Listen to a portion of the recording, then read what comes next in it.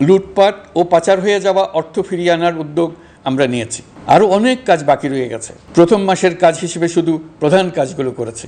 মার্কিন ডলারের বিপরীতে টাকার বিনিময় হার স্থিতিশীল রাখার লক্ষ্যে বৈদেশিক মুদ্রার বিনিময় হারকে বাজারভিত্তিক করা হয়েছে।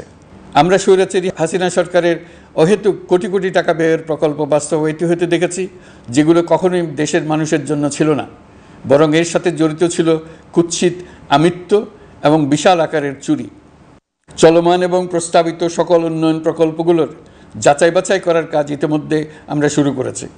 প্রকল্প বাস্তবায়নের পর্যায় বিবেচনা করে বাকি কাজে ব্যয়ের সাশ্রয় এমনকি প্রয়োজন মতে তা বাতিল করার কথা বিবেচনা করা হবে। দেশের মানুষকে আর ফাঁকি দেওয়া চলবে না। কর্মসংস্থান তৈরি করবে এমন প্রকল্পগুলোকে আমরা অগ্রাধিকার দেব। লুটপাট ও পাচার হয়ে যাওয়া অর্থ ফিরিয়ে আনার উদ্যোগ আমরা নিয়েছি। আর্থিক খাতে শৃঙ্খলা ফিরিয়ে আনতে একটা ব্যাংকিং কমিশনও গঠন করার উদ্যোগ নেওয়া হয়েছে। বিভিন্ন ব্যাংকের পরিচালনা পরিষদ পুনর্গঠন করা হয়েছে। ব্যাংকিং খাতে এই এক মাসে বিরাট পরিবর্তন এসেছে, আপনারা নিশ্চয়ই সেটা লক্ষ্য করেছেন। আমরা এই খাতে নিয়মনীতি প্রতিষ্ঠা করতে পেরেছি। আরও অনেক কাজ বাকি রয়ে গেছে। প্রথম মাসের কাজ হিসেবে শুধু প্রধান কাজগুলো করেছি, তার সঙ্গে রয়েছে আরও অনেক পরবর্তী কাজ। ফ্যাসিবাদী সরকার লুটপাট করার জন্য নতুন করে 60,000 কোটি টাকা ছাপিয়ে বাজারে ছাড়ার কারণে মুদ্রাস্ফীতির শিকার হয়েছে দেশের মানুষ। এই অতুলনীয় মুদ্রাস্ফীতি নিয়ন্ত্রণ অন্তর্বর্তী সরকারের অন্যতম প্রধান লক্ষ্য। মুদ্রাস্ফীতি নিয়ন্ত্রণের লক্ষ্যে পলিসি সুদের হার বৃদ্ধি করে 9% উন্নীত করা হয়েছে।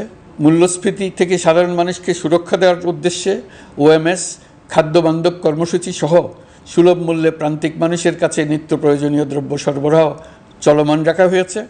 মূল্যস্ফীতি মোকাবেলায় চলতি অর্থ বছরে চাল ও গম আমদানির জন্য 5,800 কোটি টাকা, আভ্যন্তরীণ সংগ্রহের জন্য 8,900 কোটি টাকা এবং খাদ্য ভর্তুকির 3টি প্রোগ্রামের জন্য 7,360 কোটি টাকা বরাদ্দ রাখা হয়েছে। বিভিন্ন স্টেক হোল্ডারের সাথে সভা করে মূল্যস্ফীতি নিয়ন্ত্রণের করণীয়সমূহ চিহ্নিত করা হয়েছে। পরিচালন ও উন্নয়ন ব্যয় যৌক্তিক পরিমাণে হ্রাস করার জন্য কার্যক্রম গ্রহণ করা হয়েছে। কৃষিপণ্য উৎপাদনের জন্য সার আমদানির ক্ষেত্রে প্রয়োজনীয় বৈদেশিক মুদ্রার সরবরাহ নিশ্চিত করার পদক্ষেপ নেওয়া হয়েছে। প্রকৃত চাষিগণ যাতে কৃষি ঋণ পেয়ে থাকেন তা নিশ্চিত করার উদ্যোগ নেওয়ার পাশাপাশি কৃষি ঋণের পরিমাণ বৃদ্ধি করা হয়েছে।